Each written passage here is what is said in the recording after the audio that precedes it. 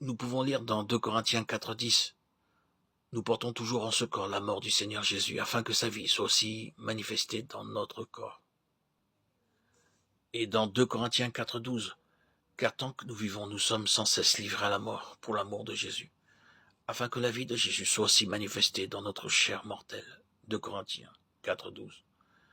À première lecture, il semble que ce verset de 2 Corinthiens ne soit qu'une répétition de celui que nous avons lu auparavant, 2 Corinthiens 4:10. Mais lorsqu'il s'agit de paroles prononcées, écrites sous l'inspiration du Saint-Esprit, nous pouvons être certains que toute phrase comporte une richesse spéciale, une nouvelle lumière, que ce n'est pas une simple répétition. Effectivement, cette conformité à Christ en sa mort, dont nous parle ici l'apôtre, elle a sa source dans l'amour de Jésus et du prochain.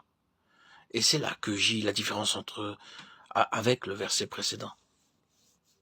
Dans celui-là, l'apôtre écrit, « Nous portons toujours en ce corps la mort du Seigneur Jésus, afin que sa vie soit aussi manifestée dans notre corps. » La finale indique suffisamment qu'ici nous sommes seuls en jeu. Il s'agit de vie de Christ se manifestant en nous.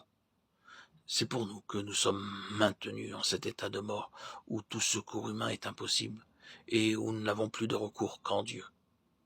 Mais maintenant, l'apôtre écrit, nous sommes livrés à la mort pour l'amour de Jésus, livrés à la mort par les souffrances, par les maladies, les angoisses, les combats de toutes sortes, par amour pour celui qui a donné sa vie en rançon des pécheurs, afin qu'il voie des fruits du travail de son âme et soit satisfait. Sommes-nous prêts à suivre le Seigneur jusque-là? Sommes-nous prêts à pousser jusque-là notre communion avec le Sauveur?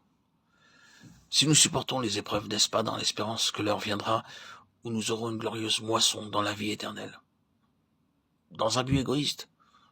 En ce cas, nous n'avons pas encore compris cette loi du sacrifice nécessaire pour qu'il y ait des fruits. Il ne peut donc être égoïste. Mais unis à Christ, le vivant, nous sommes conduits de clarté en clarté jusqu'à ce que sa lumière dissipe enfin tous les obstacles. Toutes nos obscurités, toutes nos idées préconçues et erronées des choses divines. Nous voyons alors à la lumière de sa face que nous sommes bien conduits de gloire en gloire, mais pour être rendus capables d'une communion toujours plus intime avec celui qui est mort en achevant de souffrir les afflictions de Christ pour son Église. De sorte que la mort agit en nous et la vie en vous, 2 Corinthiens 4:12. La mort en nous est génératrice de vie chez les autres. La vie dans les autres par notre mort. Le voilà le résultat pour les autres. Il se manifeste dans la vie des autres.